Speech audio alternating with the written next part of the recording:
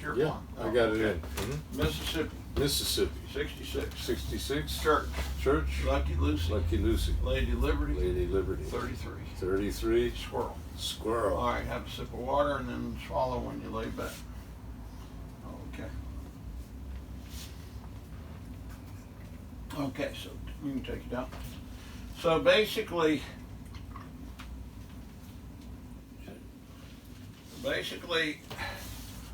the Suez Canal worked. I put a big groove in the back here to get him in, and you can see he's come up. He's pushed the pip to this side and to this side. I think he's gotten a little blockage now as he's come farther forward, because you're really romancing that tongue out of the back of the throat, out of his area of constriction of the airflow, and we're trying to bring him farther forward. So I'm going to take this off a little bit more so we can actually have his tongue hanging out of his mouth like a dead deer. But something similar to that.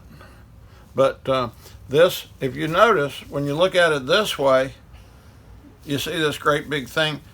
That's something to reckon with. I mean, that's not a natural, God-given curvus fee. That's a bite collapse. But in order to really reduce that thing, we'd have to do a root canal and a crown, which we were going to do and still could, but we're having trouble reducing the tooth because when we do, the blood pressure goes up. Doesn't make sense. A lot of this doesn't.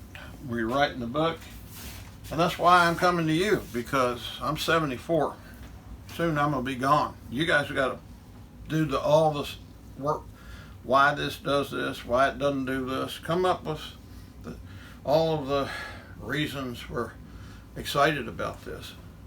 I don't have time. I'm just a wet-fingered dentist trying to get my buddy's blood pressure down. But you can do the science. It's there. It works. It's amazing. He's a loving guy. But to stay alive, there's certain behaviors and things you have to do just because that's how it works for you. And it's not necessarily working for the loved ones around you, but you don't even know it. You're oblivious. You've got kind of like a soldier fighting and his foot gets blown off. He grabs his buddy that's wounded, throws him over his shoulder, and looks down there. It's nothing but a bloody stump, and he steps down into a dirty creek, and they get to safety. He doesn't even remember anything about it. His whole mind was to just get out.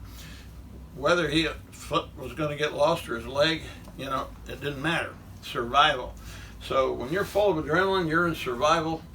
You don't treat your loved ones as loving as you think you are, because you're trying to get the next breath and the next foot forward and get that day done so you can do it all over again. And suddenly that changes. Jim has noticed that there's certain vocabulary words that he doesn't have to use as much, and that he's actually aware of responses of people around him that he wasn't, because he's not in that fight or flight all the time.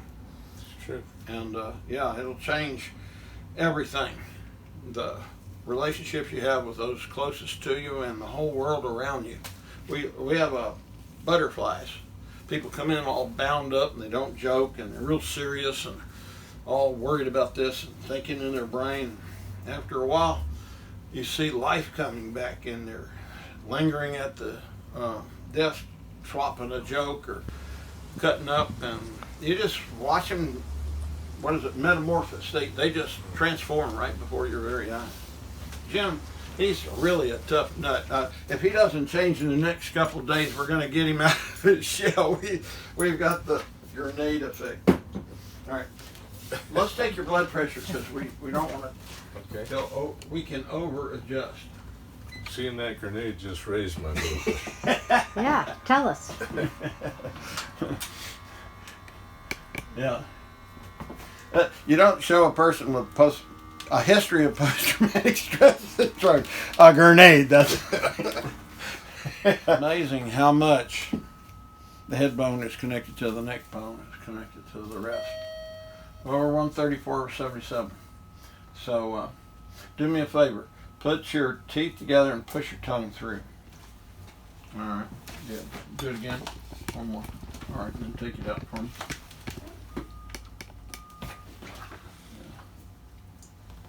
So we can see, as I've said before, and try to emphasize, there's a certain order when the tongue comes in. This is the left side. All of a sudden we see it's having a lot more impact over here. This side, it's coming forward, but over here it's a lot of pressure on the pip. So I'm going to accentuate my Suez Canal a little bit more. Maybe I even cut off that back piece so that that tongue can engage and slip on down this central groove and get rid of these other places. This is not really as artsy as it looks. Once you get it, the process is repetition with every patient. So whether it's male, female, young or old, it's the same thing. Tongue comes in on the left. This is too much pressure. Bounces over on the right, comes in, hits on the left again, bounces over on the right side. So we'll go into that in great detail in course 2. But we have to get you some preliminary thinking and show you some case after case that it really works. So, all right, and that's all I'm really going to do, because stands to reason, we talked about it, that Leaning Tower of Pisa, our idea of taking it out might be easier. But like to see, we had it reduced down to where it was just showing. We just took the occlusal off the tooth, but the problem with that is blood pressure shot back up. So I think we're going to need the support for a while at least. For some reason he's very attached to that tooth. Not just figuratively speaking. All right, say Mississippi. Mississippi. 66. 66. Church. Church. Lucky Lucy. Lucky Lucy. Lady Liberty. Lady Liberty. 33. 33. Squirrel. Squirrel. Okay. So.